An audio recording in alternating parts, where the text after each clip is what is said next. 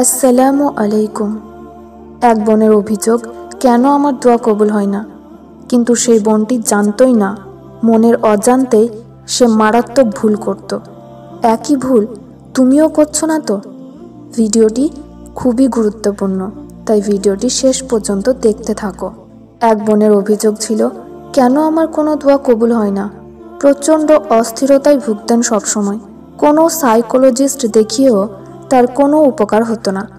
পরে দেখা গেল যে তার মধ্যে আল্লাহকে দোষারোপ করার প্রবণতা প্রকট। উনি সবসময় বলতেন, এটা আল্লাহর কারণে হয়েছে, আল্লাহ আমাকে লাঞ্ছিত করেছেন, আমি আশাহত হয়েছি, আমার সাথে কেন এমন হয়, ইত্যাদি।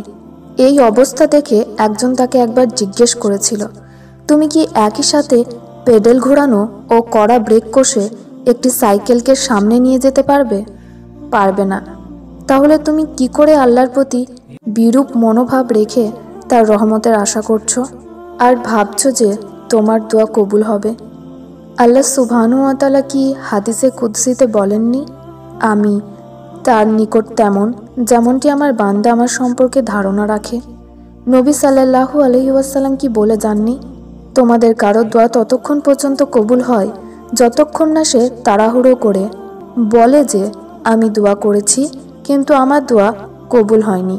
তোমার বর্তমান পরিণতির জন্য আল্লাহকে দোষারোপ করা বন্ধ করো, আর মনে করো না যে তিনি একজন নিষ্ঠুর সত্তা, যিনি কিনা তোমাকে প্রতিনিয়ত নাজেহাল করেছেন, তোমাকে উপেক্ষা করেছেন, তোমার প্রতি অবিচার করেছেন। তার চেয়ে বরং আল্লাহর কাছে তোমার এরকম হীন কৃতকর্মের জন্য ক্ষমা চাও।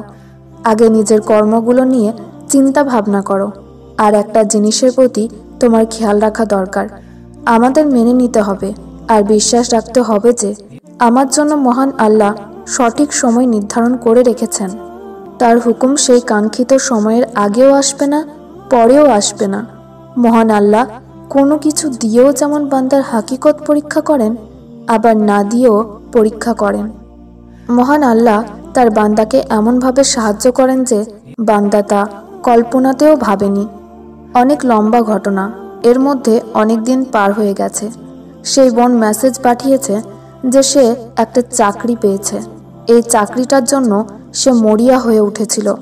মহান আল্লাহর প্রতি তাওয়াক্কুল আর অগাধ আস্থা আনার কারণে এটা সম্ভব হয়েছে, আলহামদুলিল্লাহ। বছরের পর বছর বোনটি দোয়া করেছে, কিন্তু কোনো ফায়দা হয়নি। কিন্তু যখনই সে তার মধ্যে আকীদাগত পরিবর্তন এনেছে, আল্লাহকে দোষারোপ করা বাদ দিয়ে তার প্রতি তাওয়াক্কুল করতে শিখেছে, তখনই আল্লাহ তাআলা তার জীবনকে বদলে দিয়েছেন। বছরের পর বছর সে চাকরি পাচ্ছিল না, অথচ এখন সে পেয়ে গেছে।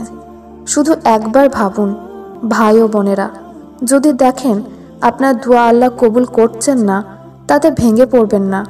আপনার বৈধ দোয়া অবশ্যই কবুল হবে ইনশাআল্লাহ, হয় এই দুনিয়াতে নয়তো আখিরাতে।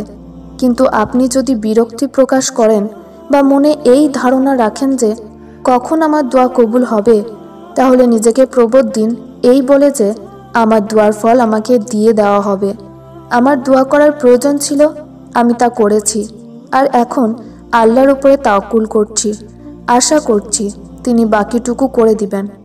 আল্লাহই আমার অন্তিম আশ্রয়স্থল, আমি তার মুখাপেক্ষী, আর আমি জানি তার সাহায্য এমনভাবে আসবে যে আমি তা কখনো কল্পনাও করতে পারবো না। আল্লাহকে দোষারোপ করে বসা একান্তই ভুল এবং ঈমানের জন্য হুমকি স্বরূপ। আমরা আমাদের সীমিত জ্ঞান দিয়ে পরিস্থিতি বিচার করি, কিন্তু আল্লাহর জ্ঞান অসীম। তিনি আমাদের ভবিষ্যৎ জানেন, যা আমরা জানি না। এই পৃথিবী মূলত একটি পরীক্ষা। আল্লাহ আমাদের বিভিন্ন পরিস্থিতির মাধ্যমে পরীক্ষা করেন। সুখ, দুঃখ, আনন্দ, বেদনা সবই পরীক্ষার অংশ। তিনি দেখেন আমরা কেমন ধৈর্য ধারণ করি এবং তার প্রতি আমাদের বিশ্বাস কতটুকু।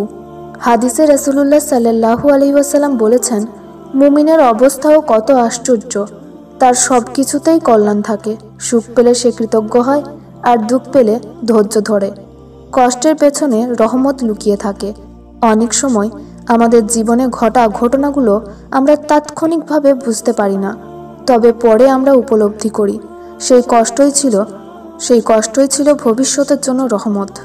আমাদের ভুল, পাপ বা অবহেলার কারণেও জীবনে বিপদ আসে।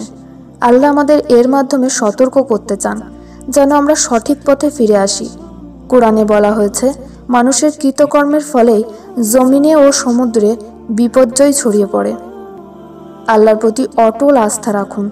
আল্লাহর পরিকল্পনায় কখনো সন্দেহ করবেন না। তিনি যা করেন আমাদের কল্যাণের জন্যই করেন।